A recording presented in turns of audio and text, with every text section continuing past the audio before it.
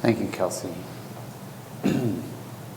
Our next speaker is from the National School Reform faculty in Indiana.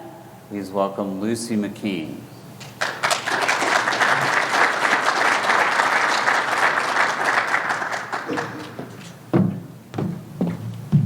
Thank you.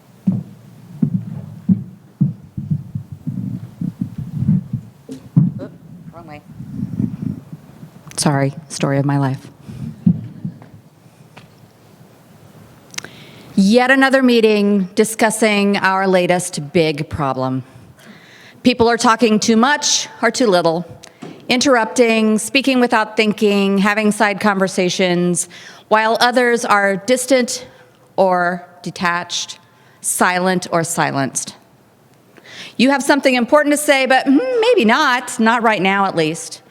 We decide whether to speak or not based on few data points, what we see and hear, what our experience here and elsewhere has told us, and what we feel in our gut right now.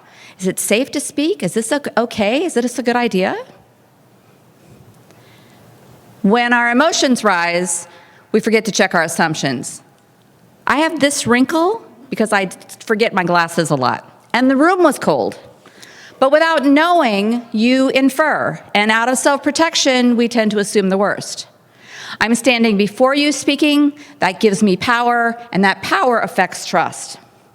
Even if you have or you are the best of bosses, power is a problem. Unless the boss actively equalizes power in meetings, they're not going to hear about the problems that their people are facing. And if you don't discuss your problems, everyone is left to struggle with them on their own in silos. Do you have structures in place to hear from everyone in your meetings? If not, there are people who probably can't get a word in edgewise between the people who talk all the time. And oftentimes, people latch onto an idea as the answer. If you disagree with that answer, can you interrupt to ask something different, especially when power has liked it? This isn't good for the person receiving feedback either. If your organization norms to niceness, you may be expected to thank each person who speaks and explain why that idea is or isn't workable. Quite frankly, that's a waste of time. I'm not suggesting that you be rude, but instead structuring meetings to be able to hear from everybody. Meetings can often be benefited by structure. Having agendas that have time limitations for different topics to be discussed. Even better, use protocols when you need impact from people so that you really hear from everybody in the room. And the best thing is if you can talk about what everyone needs in order to do their best work together. If not, your organization is run by norms, both explicit and silent ones. What are the elephants in the room? And what happens if someone breaks a norm, especially an unspoken one? What would happen instead if you had decided collaboratively, learned what everybody needs in order to speak to their truths? We have an activity called setting agreements, and in that, we ask people to think about what it is that they need from the other people in the room, what it is that they can give to the other people in the room, so that we can all trust one another to speak what we need to say. If you do this before you have standing meetings or long meetings, it's transformative. To have a truly collaborative culture, we invite you to do a number of activities that reveal how our differences strengthen us as a group rather than divide us. And by doing so, you can learn to give and receive feedback effectively, use protocols, and solve those problems that people weren't able to talk about. Protocols are like guardrails along a curving road. Stay focused, don't veer off a cliff, arrive safely. Protocols, when used specifically within critical friends group communities in which you've built the trust with each other, allow you to go through a very complex environment and arrive safely. Before using a protocol, we have a pre-conference meeting to talk about what it is that you're trying to accomplish. Do you need more ideas? Are we trying to fine-tune something that exists? Do we have a dilemma to talk about, our data? We develop a focusing question so that the group can get to what it is that you want, and we choose the right protocol for the job. We have more than 250 protocols and activities that address a world of issues. Each of them lasts an hour or less. Most of them last an hour or less. And at the end of each one of those, you have next steps or possibly a different perspective on your problem. And you leave that meeting with a way to move forward. So in about 10% of these protocols, after the person presents what the problem is, they separate. They say, turning out my chair feels really weird. And people say, talking about her behind her back feels really weird.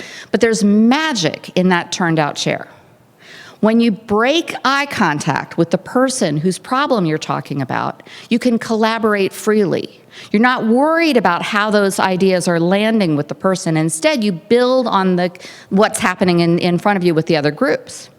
We also don't say, oh, she should do this, because when you do that, people stop. Okay, that's what she should do, and that doesn't land very well. Instead, we use wondering language. Now, turning their backs out is also really good for the presenter. I've had someone tell me, when I turn my back, I can hear others' voices louder than my own negative internal voices. And then, as they're listening, they're taking notes, people are writing notes, they leave that protocol with pages of ideas that they hadn't thought about. In our trainings, we have candy bowls, and we like to use them as a metaphor for giving feedback to people. So, as we have ideas, it's like, here's a kiss, here's a Snickers bar, here's Lifesavers, and the person receiving this feedback just listens, and they're like, I'm not so much on the Lifesavers, but oh my gosh, dark chocolate, where did that idea come from? I never thought of that. And then we have people, we have a step where they turn back in and we say, well, what did you like that you want to hear more of? Or should we change our focusing question to give you what you want? And they go, oh, that dark chocolate idea was just, I hadn't thought about that. So more of that, please, and maybe with some other textures or flavors or something with it. So then the group goes back to talking and they have more ideas and they know they want more dark chocolate. So we have lots more ideas. The presenter keeps the power of decision making, but that power did not throw the other group off the rails, okay? So think about this. Think about the problems that you're facing and wonder with me if maybe a protocol and having people talk behind your back would be helpful. We're at booth 15. We have a masterclass tomorrow on building belonging. Come and find me. I'd be delighted to talk with you about any of this. Thank you very much for your time.